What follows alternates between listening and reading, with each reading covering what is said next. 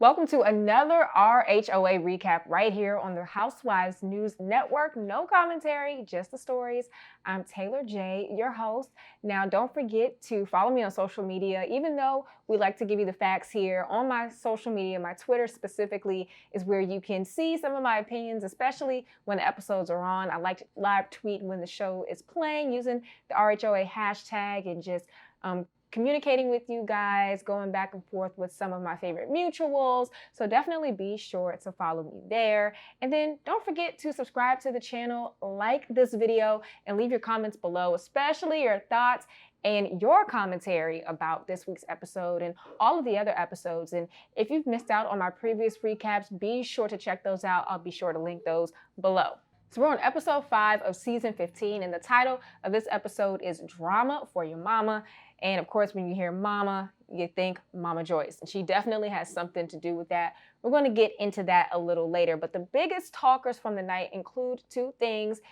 Did Marlo close the door on Monyetta? And then also Mama Joyce still being on Todd and just not letting up on him even after 10 years. So let's get started. So I want to start this recap off talking about Kandi, because there's some things that we need to clear up from last week before we move on to what happened this week. And this is all related to the OLG situation as far as Marlo's nephew and some of the claims that she has made. Now, Marlo's nephew was killed a few years ago by his roommate, and Marlo says that it was someone that her nephew had met at Old Lady Gang, because Marlo's nephew did work for Kandi for a short period of time. But Kandi says that is simply not true. Now, Kandi has her own YouTube channel. It's called Kandi Online, and she has a show every week called Speak On It. And so after the RHOA episodes go off, then she will release Speak On It, and she'll give her perspective on some of the things that happened on that episode. And so she used the opportunity last week to clear up this situation, and she brought some receipts. So according to Kandi, Marlo's nephew did work for her during the pandemic, but during a short period of time. She only met him one time at the company Christmas party, and they didn't really interact much because everything had shut down. She had been out of town for business and things of that nature. So they didn't really get to know each other. And she says that she has so many employees that she's never really able to know exactly what's going on in everyone's life. I mean, if you remember, we saw Kandi in the Gang, and that only highlighted a few people that worked for her. But between OLG, she says that they have employed at least 1,000 people in the city of Atlanta. And, Marlo's nephew was one of those 1,000. She clarified once again that the person who killed Marlo's nephew never worked for Kandi. She doesn't know who that person is. Another thing, too, is that she shared the full text conversation between her and Marlo. So when the episode came on, and you can go to my previous recap where we break down exactly what was said in that text thread, Marlo made it seem as though when she shared with Kandi what happened to her nephew, that Kandi didn't care. She just said, "Oh, dang, sorry to hear that," or something between those lines. So what I'm going to do is show you guys exactly what Kandi said in that thread, the conversation between her and Marlo. As you can see, Marlo asks Kandi if her nephew worked for her, and Kandi actually had to go and check. So she didn't even know off the top of her head who Marlo's nephew was. And then after she shared what happened, she did express shock, and she apologized to her. So I just wanted to go back and bring that up, because for this channel specifically, it's important to clarify things that are not true, because we want to be able to give the facts, and especially the narrative that was being shared by Marlo is something that could be very harmful for Kandi and her business. And, I think that is a lesson for everyone. So we just want to make sure that the truth of these stories are shared. So just wanted to make sure we touch on that. Let's get into this week. We're going to switch gears, and we're going to get into Kandi seemingly stepping up to Mama Joyce finally about her comments related to Todd. Now, also in a previous recap, which will be linked below, I break down what Mama Joyce said recently about Todd at BravoCon in front of thousands of people that really just made Kandi and Todd feel unsettled, as they should be. Now, Kandi and Mama Joyce sit down for the first time in a while, because Kandi says that after the things that Mama Joyce said about Todd, that they weren't speaking. She was just getting tired of it. And so Kandi addresses what was said about Todd at BravoCon. Now, the conversation gets interesting because Mama Joyce says that she was, quote, telling the truth and that Todd needs to lighten up more. She says that when she comes by, she never gets to talk to him because he's always asleep in the back or he's never around. And then Kandi lets her know, well, the reason why is because he's avoiding you because you're bringing negative energy. Which was like, wow, I don't think Kandi has ever really said anything like that to her mom before. But she also tells her mother that her treatment of Todd is getting out of hand and she needs to stop. You know, they have been married for almost 9 years, if they haven't had their anniversary already, because as you know, this was filmed last year, I believe. We see a flashback from 10 years ago when Todd was trying to win Mama Joyce over. You know, he's asking her, what do I need to do? You know, I'm a good guy. We saw what he was trying to do to try to make things right and smooth things over with Mama Joyce. And this is before they got married. So she says that he was more meek and humble back then, but now he's like George Jefferson. And if you are familiar or not familiar, George Jefferson, he was a character on the 70s sitcom The Jeffersons. And he was somebody who was very, he had a strong personality, you know, very confident and sure of himself, very funny man, had a very strong personality. And so now she's saying that since Todd, you know, isn't really being around her, he's avoiding her, he's not, and this is me kind of putting words in her mouth, I guess, not kissing up to her like he used to, you know, he's just not who he used to be, and she doesn't want to be bothered with that. Then Mama Joyce kind of goes on this thing that's very interesting. She says to Kandi, after Kandi brings up that the things that she's saying about Todd could be seen by Ace or Blaze, their young children.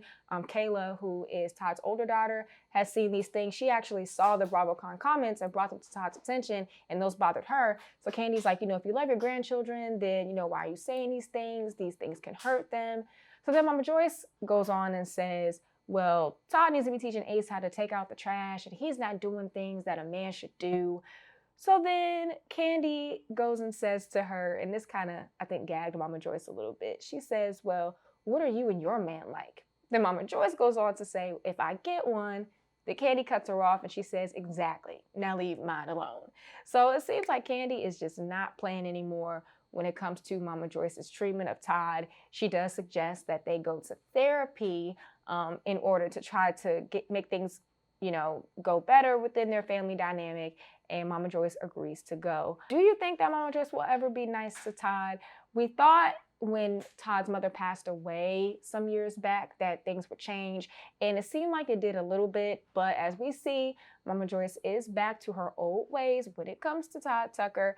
And one thing that I wanted to do was kind of see what folks were saying on Twitter. So Gary, he says, quote, Todd helped create a whole opportunity for Mama Joyce and her sisters and their family cooking with OLG, and Mama Joyce still be talking blank.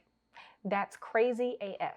So let me know your thoughts down there in the comments about Mama Joyce, how she's treating Todd, and if you think that it'll actually get better, and if Kandi will stay on top of, you know, letting Mama Joyce know this isn't okay. Now let's take things back to Birmingham. As you know, the group, minus Kandi and Drew, are all there to support Kenya. She was supposed to be performing at the Magic City Classic halftime show, which ultimately did not happen, but we'll get to that in a second. So what I want to focus on specifically is Marlo versus Monyetta. Things got really intense. The show left off last week with the ladies outside of Kenya's hotel room. Marlo banging on the door. Some of the ladies knocking on the door to try to get Kenya to come out. So once, you know, Kenya opens the door, she and Marlo yell back and forth about them being loud and Brooklyn in the room sleeping. The girls decide to go back downstairs after all that. So Monyetta shares that she's upset with Marlo for doing what she did to the door, especially with Brooklyn inside, and it turns into a big argument with them. So they're on the elevator, and then as they get back down to the main floor and head to the lobby, Marlo goes through a doorway. Monyetta is right behind her. The rest of the girls are behind Monyetta.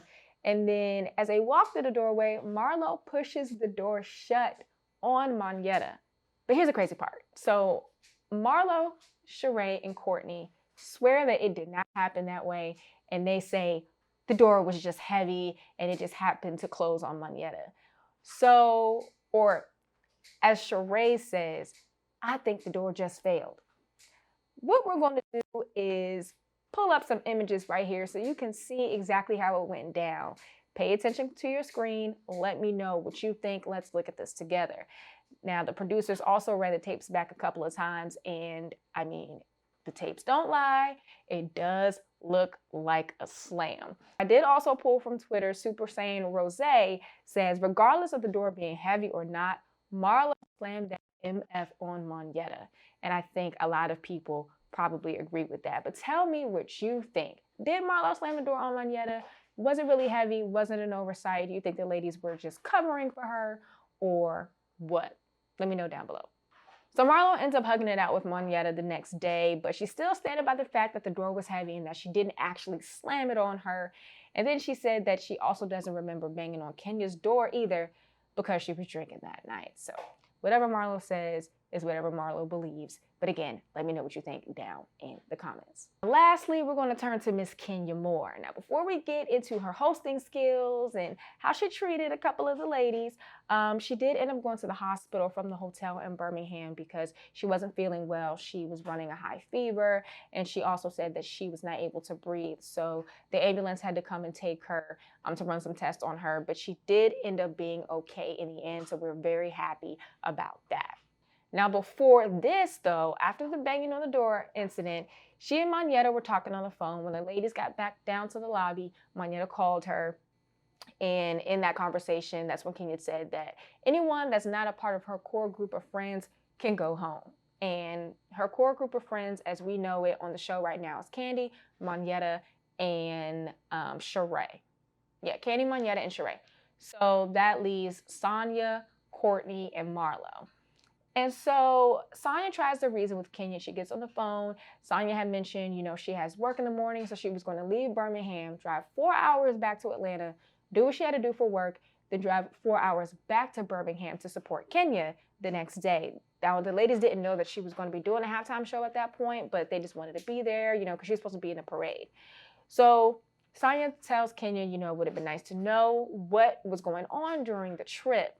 So then Kenya, in turn, tells her, just go, if you have to leave, don't come back.